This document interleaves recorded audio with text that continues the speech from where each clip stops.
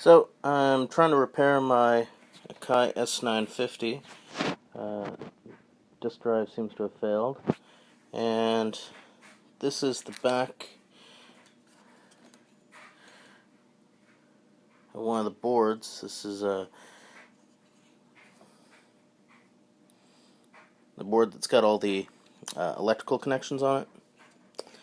And taking a closer look, hopefully you can see that.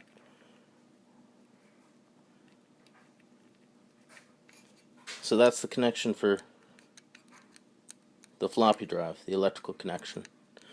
So anyone that's having failing floppy drives